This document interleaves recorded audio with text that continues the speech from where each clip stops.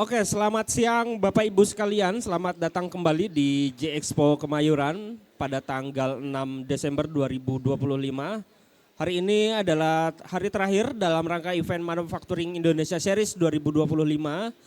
Kami di booth Manufacturing Digital Hub yang disponsori dan dipersembahkan oleh Aptiknas.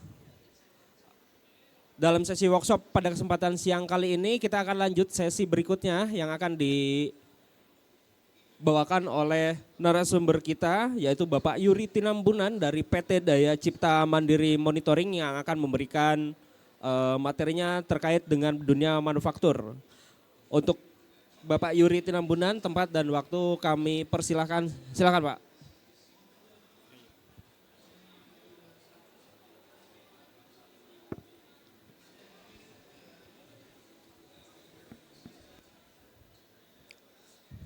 Ya, baik. Selamat siang teman-teman yang sudah menyempatkan diri hadir. Terima kasih. Di kesempatan kali ini kita akan sedikit membahas tentang hal yang mungkin nggak ada hubungannya ya dengan manufacturing karena ini lebih ke manajemen. Jadi nggak ada hubungannya dengan machinery atau mesin-mesin produksi gitu. Jadi lebih ke manajemen layanan dari perusahaan yang pastinya bisa diterapkan nantinya ke banyak bisnis ya, banyak industri, salah satunya ya manufacturing. Nah di sini yang kita akan bahas adalah bagaimana strategi-strategi ITSM dapat meningkatkan atau mendukung kegiatan manufaktur dari perusahaan. Mungkin pertama kita bahas dulu ITSM. ITSM itu apa? Jadi ITSM secara singkatnya adalah IT Service Management, di mana di ITSM ini kita melakukan manajemen atau mengelola layanan-layanan IT supaya bisa diterima dengan baik gitu ya oleh user dan bisa memberikan layanan terbaik, bisa mengoptimalkan layanan yang ada, resource yang ada itu bisa dioptimalkan di ITSM. Dan dengan perkembangan zaman saat ini, meskipun namanya ITSM tapi tidak menutup kemungkinan untuk digunakan di divisi-divisi lainnya. Pada kesempatan kali ini kita akan membahas gitu ya, agenda-agenda yang kita bahas itu yang pertama masalah-masalah yang mungkin dihadapi perusahaan-perusahaan manufacturing terkait dengan pengelolaan layanan. Itu nanti kita bahas isu-isunya atau masalah-masalahnya apa saja yang umumnya terjadi. Lalu yang kedua di sini kami akan menjelaskan atau memperkenalkan tentang penerapan ITSM dengan tools dari Manage Engine yaitu Manage Engine Service Desk Plus. Nah lalu apa keuntungan dari penggunaan Manage Engine Service Desk Plus ini yang bisa didapat oleh perusahaan-perusahaan khususnya perusahaan manufacturing. Baik, yang pertama mungkin kita langsung ke challenge atau tantangan dari manufacturing terkait dengan penerapan dari ITSM atau hal yang bisa diselesaikan dengan ITSM nantinya. Yang pertama adalah tidak terorganisirnya operasi-operasi ITSM pada perusahaan. Nah itu nanti akan kita bahas. Lalu yang kedua, user experience yang rendah atau mungkin user ngerasa kayak nggak ada manfaatnya gitu, tapi ternyata di belakangnya effortnya luar biasa ya. Itu ya, isu yang kedua, tantangan yang kedua. Yang ketiga adalah bagaimana untuk meningkatkan penggunaan atau pemanfaatan dari automation yang pastinya di sisi atau di bidang manufacturing itu diperlukan. Lalu berikutnya adalah data yang tidak terorganisir. Nah itu nantinya pasti bisa bikin kita repot ya dalam melihat insight. Lalu tantangan berikutnya adalah saat mengadopsi teknologi baru di mana pastinya hal-hal yang berhubungan dengan manufacturing atau dengan perkembangan zaman yang sangat-sangat cepat ini, mau nggak mau kita harus mengadopsi teknologi-teknologi baru ya. Nah itu ya mungkin banyak yang sedikit bingung atau mungkin takut gitu mengadopsi teknologi baru. Nah di ITSM ini nanti kita coba bedah tantangannya di mana, bagaimana penyelesaiannya dalam mengadopsi teknologi yang baru. Kita masuk ke pembahasan dari challenge yang pertama, yaitu ITSM yang tidak terorganisir, operasi-operasi yang tidak terorganisir. Banyak perusahaan yang mungkin merasa kalau mengadopsi ITSM atau mengadopsi tools ticketing aja sudah cukup gitu ya, tapi ternyata seiring atau dari penggunaannya mungkin tidak melulu hanya penggunaan tools, tapi yaitu harus ada sistem yang mendukung. Karena di ITSM ini nanti ada proses-proses yang saling berkaitan, di mana proses-proses itu sudah tertata gitu, sudah menjadi best practice yang bisa digunakan nantinya. Jadi nggak hanya tools ticketing, tapi kita harus punya konsep-konsep atau pemahaman konsep-konsep dari ITSM. Nah, dari sini banyak yang bisa kita manfaatkan gitu ya, atau bisa kita dapatkan manfaatnya. Yang pertama itu adalah bagaimana untuk merespon masalah dan menyelesaikan masalahnya dengan cepat. Lalu yang kedua nantinya kita bisa mengidentifikasi problem kalau misalnya ada masalah-masalah yang berulang. Lalu kita juga bisa menyediakan atau kita bisa merumuskan layanan-layanan yang disediakan atau yang bisa kita salurkan ke user. Nah, di user juga nanti bisa mendapatkan informasi tentang layanan-layanannya. Nah, itu bisa diselesaikan nantinya. Lalu berikutnya adalah kita bisa tracking aset. Ini aset kapan belinya, siapa yang bertanggung jawab, siapa yang megang. Ya, itu juga nanti kita bisa tracking. Dan bahkan kita bisa mengadopsi atau mengimplementasikan aset life cycle dari pembelian aset sampai akhirnya aset itu tidak bisa digunakan lagi. Itu bisa kita implementasi track record dari aset tersebut. Nah itu tadi masalah-masalah atau keuntungan-keuntungan yang sebenarnya bisa didapat dari penggunaan ITSM. Lalu berikutnya adalah masalah yang kedua, yaitu rendahnya user experience dari masing-masing atau dari user pada perusahaan itu ya. Karena seperti yang kita tahu dengan tren zaman sekarang banyak perusahaan atau banyak divisi gitu ya sudah bisa memunculkan layanan-layanan gitu. Jadi nggak hanya IT aja, tapi misalnya dari GA, finance atau HR itu mereka punya layanannya sendiri. Dan itu kalau misalnya kita masing-masing ke satu-satu divisi itu nantinya bakal repot dan orang juga user-usernya juga nggak tahu. Jadi dengan perkembangan zamannya sekarang dibutuhkan single point of contact. Jadi kita hanya menghubungi satu nomor tertentu atau satu kontak tertentu untuk mendapatkan semua layanan. Dan itunya pasti akan membantu atau memudahkan user. Nah contohnya apa saja kalau dari per masing-masing divisi, misalnya dari karyawannya, dari employee itu mungkin dia butuh perbaikan workstation, perbaikan komputer, atau mungkin ada minta cuti gitu ya, minta form cuti, minta perizinan itu dari karyawan atau employee, dan mungkin nanti dari vendor atau supplier itu yang mereka butuhkan adalah tracking purchase order, atau isu pada order. Lalu berikutnya, misalnya contohnya di sini misalnya customer dia mau tahu update produknya apa aja atau status garansinya bagaimana, status perbaikannya gimana. Nah itu ini contoh dari layanan-layanan gitu ya, layanan-layanan dalam perusahaan yang mungkin nanti kalau misalnya masing-masing diberikan nomor sendiri itu akan merepotkan,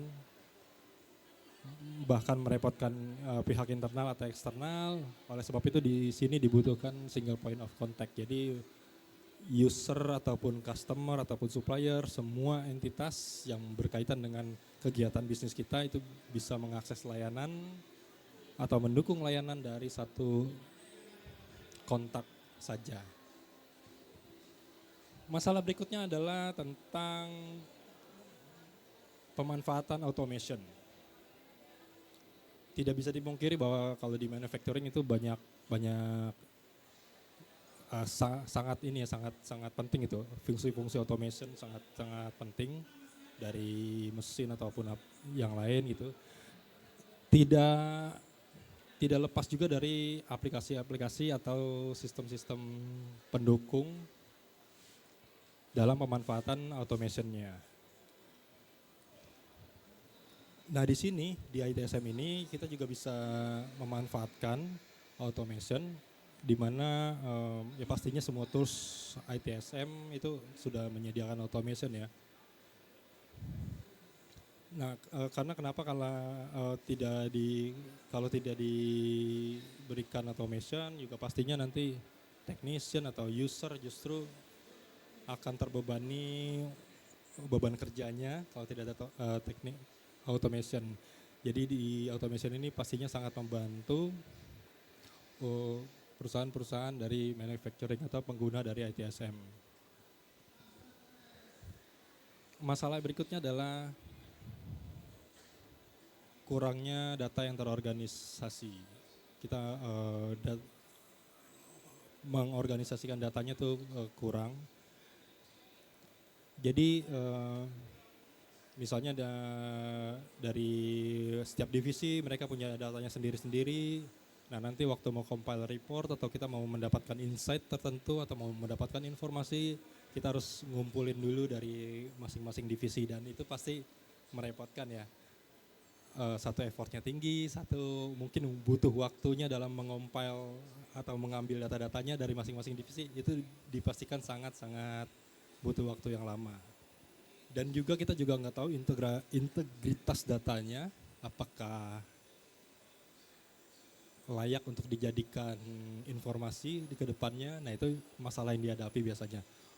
Oleh sebab itu pentingnya ITSM ya. Jadi kita bisa memfokuskan data di satu titik supaya kedepannya memudahkan kita untuk mengambil report, yang reportnya ini digunakan untuk kalau kita mau mencari insight atau misalnya ada perbaikan, ada kekurangan, itu bisa kita dapatkan dari report tersebut, dari informasi yang bisa dikumpulkan dari data-data yang terpusat. Masalah berikutnya adalah tentang adopsi atau penggunaan teknologi yang baru. Apalagi di zaman sekarang ya, banyak teknologi bermunculan di setiap tahunnya, bahkan setiap bulannya itu ada lagi teknologi baru. Kebanyakan perusahaan tuh agak takut, ini gimana nih kalau ada teknologi baru, bagaimana pemecahan atau penggunaannya, adaptasinya itu bagaimana. Nah itu banyak yang ditakuti oleh perusahaan-perusahaan manufacturer. Nah di sini dengan penggunaan ITSM kita bisa menerapkan change management, di mana di change management ini juga nanti kita merumuskan, misalnya ada satu perubahan gitu ya, kita merumuskan perubahan-perubahan yang terjadi, apa saja perubahannya, bagaimana langkah-langkah perubahannya nanti, lalu plan apabila perubahannya itu gagal dilakukan, itu bisa kita deskripsikan di change management, dan langkah-langkah dari step-stepnya atau stage-stage dari change management itu juga bisa kita terapkan pada ITSM. Selain itu di ITSM nantinya ada satu konfigurasi aset atau item yang dinamakan CMDB, di mana nanti kita bisa melihat secara bird eye konfigurasi atau hubungan relasi dari tiap-tiap aset, tiap-tiap mungkin entitas, dokumen, atau semua configuration item yang ada di organisasi. Jadi sewaktu-waktu kita mau melakukan perubahan, ada update atau mau ada pergantian, apapun perubahan itu kita bisa melihat dari secara holistik mana saja yang terkait. Jadi dari situ kita bisa menyiapkan semacam preventif terkait item-item yang akan yang terkait kalau misalnya ada perubahan itu. Nah, di sini dari masalah-masalah ini yang dihadapi itu bisa diselesaikan dengan ITSM dengan menggunakan tools. Di sini adalah Manage Engine Service Desk Plus, di mana Manage Engine Service Desk Plus ini adalah tools ITSM yang mengadopsi framework ITAL, di mana sudah menjadi best practice gitu ya, di mana nanti ada modul-modul ITSM atau proses-proses ITAL yang bisa kita jalankan, yaitu request management, lalu di ITIL proses service catalog, incident management, problem, dan change management. Dan tidak lupa juga nanti terkait dengan asset management, kita bisa melakukan discovery dan kita bisa menggambarkan CMDB dari aset-aset tersebut.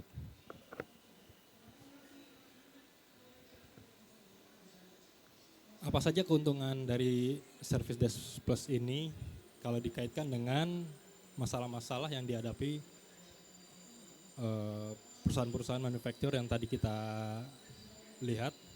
Yang pertama adalah Service Desk Plus memberikan satu paket aplikasi atau satu paket tools, di mana kita bisa mengimplementasikan ITSM secara penuh.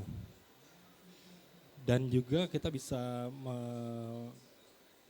menyatukan gitu ya, kita bisa memusatkan layanan-layanan yang dari perusahaan, jadi itu nanti akan memudahkan user gitu, jadi nggak perlu usernya mau mengakses layanan dari HR harus ke SR, mau akses layanan IT harus ke IT, jadi itu tidak diperlukan. Jadi kita bisa dapat semua layanan dari satu pintu.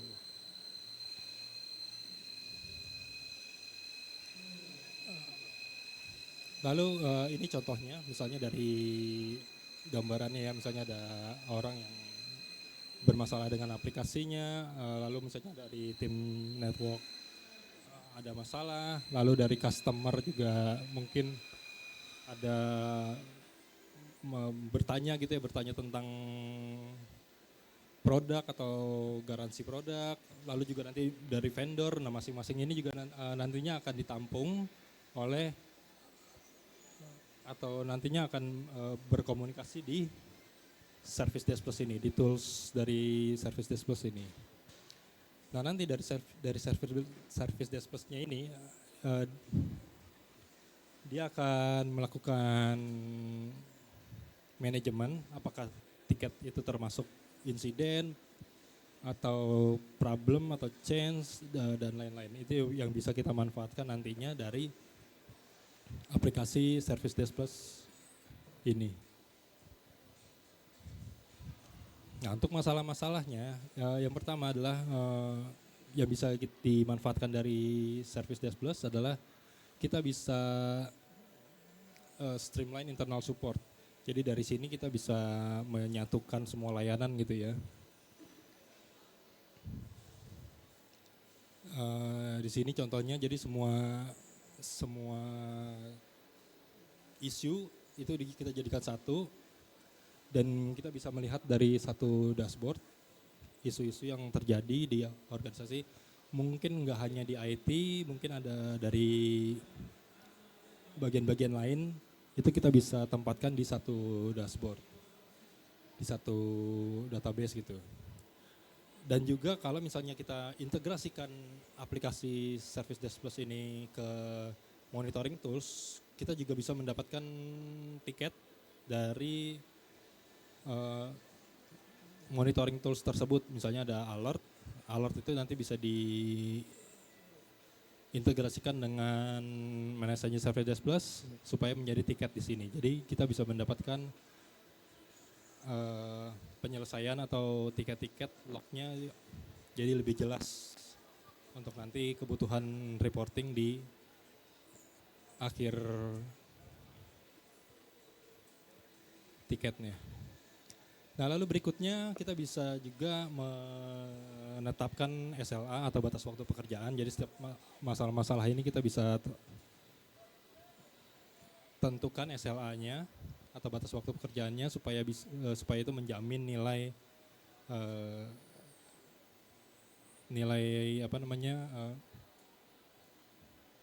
nilai dari user gitu ya. Lalu berikutnya dari isu-isu yang terjadi, kalau misalnya ada isu berulang atau isu yang mungkin sifatnya repetitif atau skalanya besar, impact-nya besar, itu kita bisa mencari root cause analisisnya dengan memanfaatkan problem management pada Service Desk Plus. Nah, lalu berikutnya keuntungan yang bisa diraih adalah kita menyiapkan satu portal untuk user di mana dia bisa mengakses layanan-layanan dari semua divisi. Jadi nggak perlu tiap-tiap divisi punya aplikasi sendiri gitu.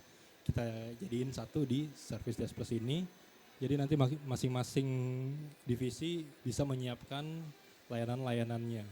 Jadi user juga bisa mudah gitu ya mengingatnya, nggak perlu dia menghafal banyak nomor untuk masing-masing layanan divisi. Untuk kepentingan dari perubahan, kita bisa memanfaatkan dari change management, di mana di sini kita bisa mengeliminasi resiko-resiko dari setiap perubahan yang ada. Kita bisa memanfaatkan stage-stage pada change management, di mana nanti ada detail dari setiap stage untuk memastikan change atau perubahan yang dijalankan itu smooth, tidak ada masalah. Lalu berikutnya kita bisa menyiapkan juga config automation. Kita bisa config automation dari setiap stage itu. Jadi mungkin akan meminimalkan interaksi manusia ke tools yang digunakan ini. Di change management ini juga ada workflow. Kita bisa menyiapkan workflow-nya, jadi kita nggak perlu takut untuk alur-alur dari stage, tiap stage. Jadi kita juga bisa menyiapkan workflow-nya untuk membantu proses atau untuk memastikan proses change pada perusahaan itu berjalan sesuai dengan SOP yang kita tentukan.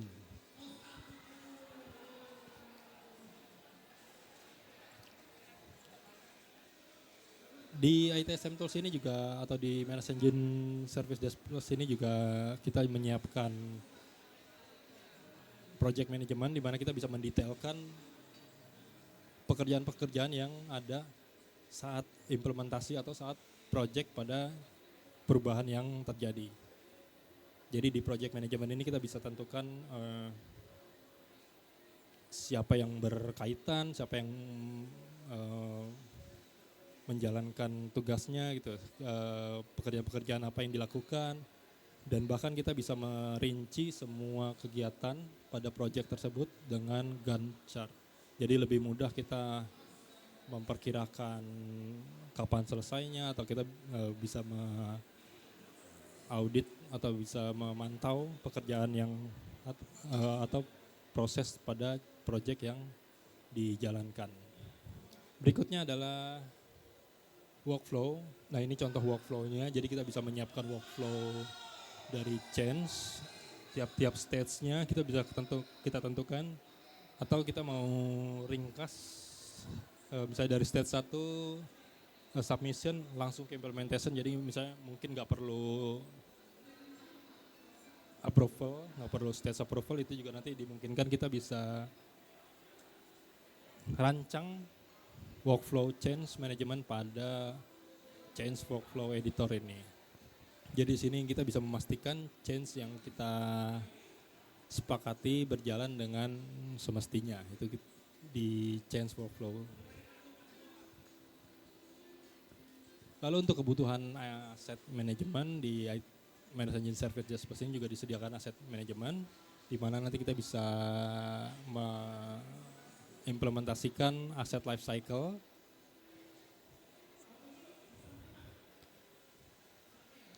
Di asset management ini kita bisa melakukan discovery atau pengumpulan data aset-aset yang dimiliki perusahaan, mau IT asset atau non IT asset itu bisa kita kumpulkan atau bisa kita discovery dengan Managed Engine Service Desk Plus ini. Lalu berikutnya untuk relationship, kita bisa menggambarkan relationship terhadap aset. Aset ini misalnya punya siapa yang bertanggung jawab, misalnya di rack server apa saja yang terdapat di rack tersebut, itu semua relationship bisa kita gambarkan di asset management. Selain itu nanti dari CMDB kita juga bisa menyiapkan satu business view, di mana nanti kita bisa menggambarkan hubungan tiap-tiap configuration item atau CI. Lalu untuk hubungannya dengan cost ya, di asset management ini juga kita bisa menentukan depresiasi. Ada berbagai macam metode depresiasi yang disiapkan atau yang diberikan. Jadi kita bisa tahu aktual harga aset kita itu berapa, itu kita bisa tahu.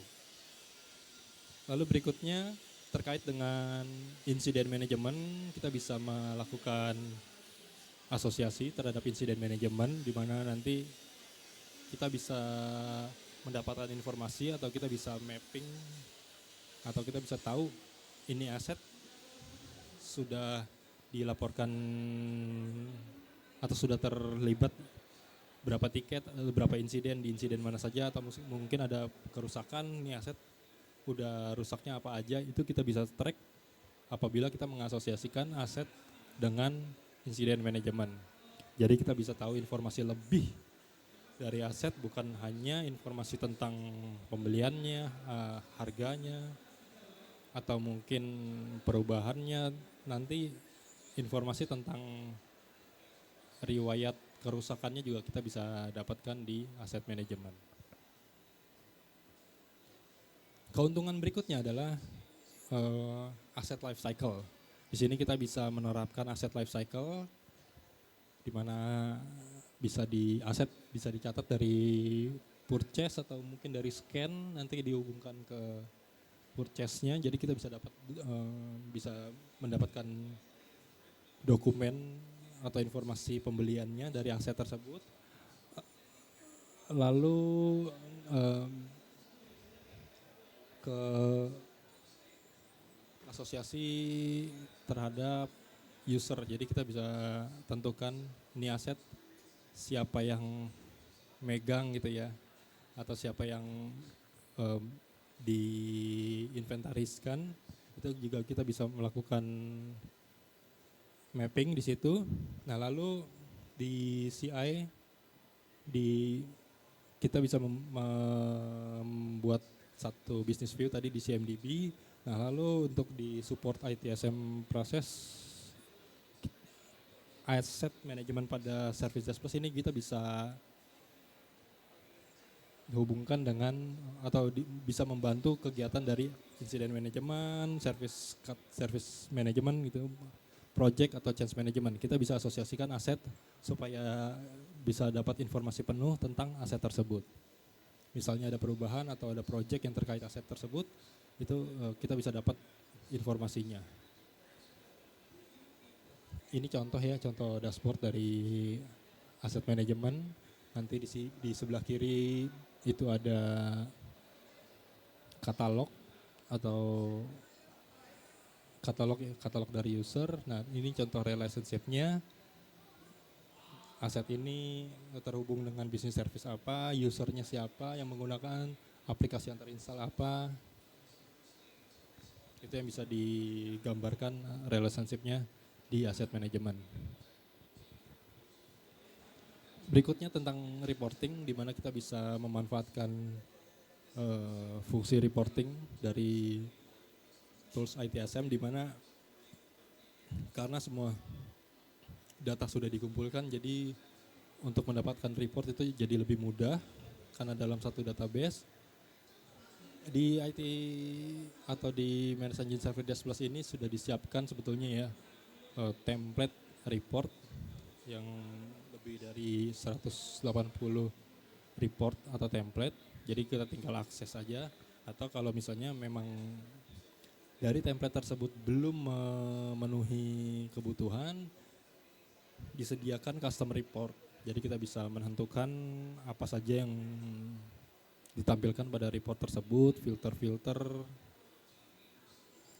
dan mungkin dalam bentukan grafik itu bisa ditentukan di custom report.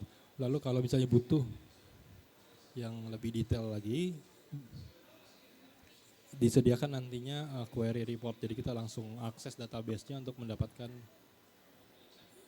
report yang lebih detail. Berikutnya adalah automatic atau scheduled report. Jadi kalau kita sudah bisa menyiapkan satu report, satu konfigurasi report ini juga nantinya bisa dikirimkan by schedule.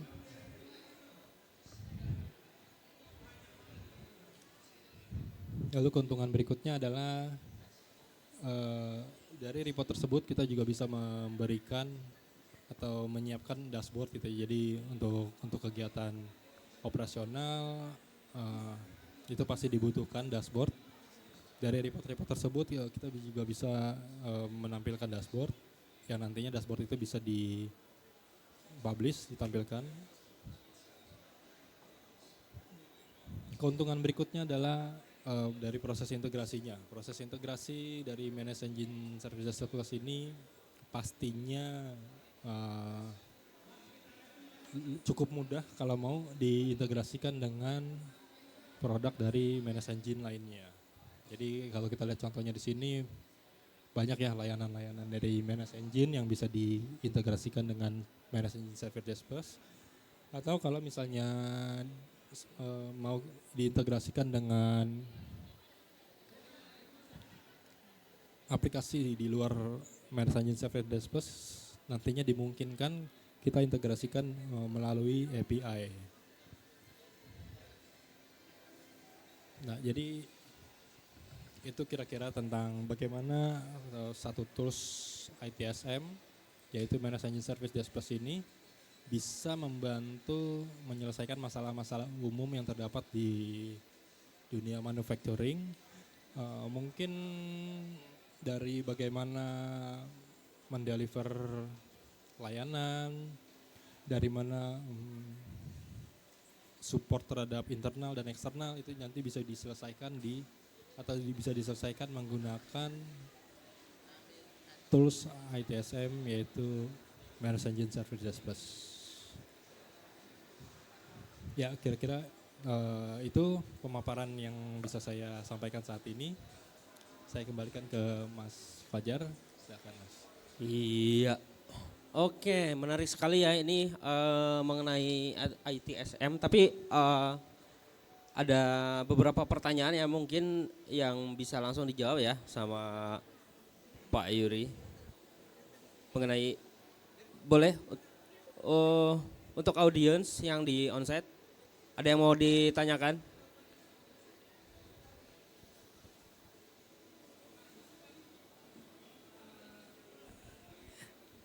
Siang Mas, sore Mas.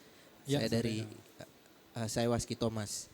Mau tanya kalau untuk di Service Desk Plus ini kalau di Indonesia ini apa namanya? Kita bisa mulai dari skala leveling perusahaannya seperti apa Mas? Apakah yang dari yang paling saya punya kecil gitu atau saya perlunya yang enterprise gitu? Bisa saya start dari yang kecil dulu nggak ya? Boleh dibantu Mas? Iya, dari pengalaman kami, oke, pertanyaannya mungkin kalau saya belum ada tools gitu ya, kalau saya belum ada tools, kita mau start menggunakan tools dari mana gitu. Ya, mungkin tadi nggak secara detail saya sampaikan bahwa sebetulnya ada 3 edisi ya, ada 3 edisi aplikasi yaitu standar, profesional, dan enterprise. Nah,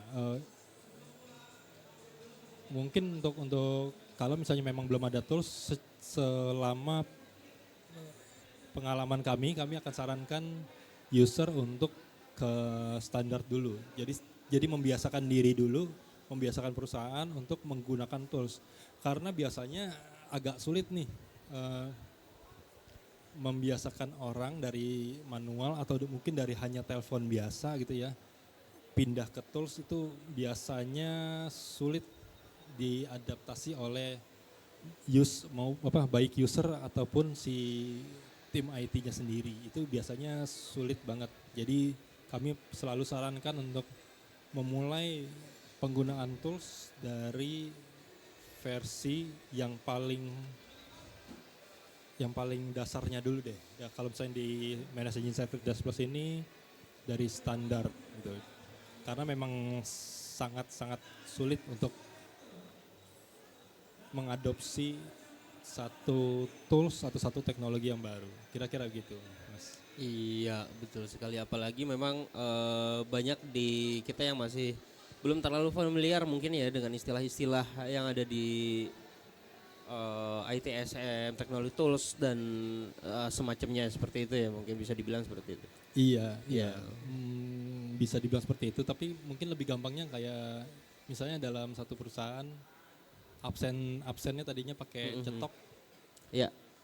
Lalu berkembang jadi aplikasi, kan banyak yang menolak lah, banyak yang kebingungan lah. Betul Awal-awalnya sekali. pasti begitu kan. Ya karena memang ada ketakutan sendiri Iya, dari betul. transisi yang tadinya tradisional jadi digital gitu kan, seperti itu ya. Iya. Itu Kira-kira masih banyak sih. Kita kawin di lapangan juga sering kita jumpai seperti itu gitu kan ya. Memang mau nggak mau kita khususnya masyarakat Indonesia ya, apalagi seorang engineer atau praktisi-praktisi yang ada di lapangan ya, mungkin yang bergelut di lapangan itu memang mau tidak mau ya mereka harus belajar gitu. Yang pertama memang menjawab pertanyaan tadi mungkin bisa kita luruskan bahwa yang harus kita lakukan pertama kali adalah penyesuaian dulu ya. Iya, betul. Oke, penyesuaian dulu, setelah itu baru kita naik ke tahap berikutnya adalah tentang pengembangan dan juga bisa menggunakan data itu bisa di-manage dengan struktural gitu, seperti itu ya. Iya, bisa. Kira-kira Bisa gitu. ya. Tapi Karena intinya- memang ada banyak sekali data yang bisa dibilang kayak misalnya ITSM nih, banyak sekali data-data yang ada di dalamnya itu dan kalau tidak kita manage juga berantakan, agak pusing juga tuh lihatnya kadang. Iya, betul. Iya, jadi memang harus distrukturalisasi lah seperti Iya. itu. Oke, mungkin menarik sekali apa yang disampaikan oleh Pak Yuri dari PT Daya Cipta Mandiri Monitoring ya, yang sudah berkesempatan hadir dan mengisi sharing knowledge pada kesempatan siang kali ini.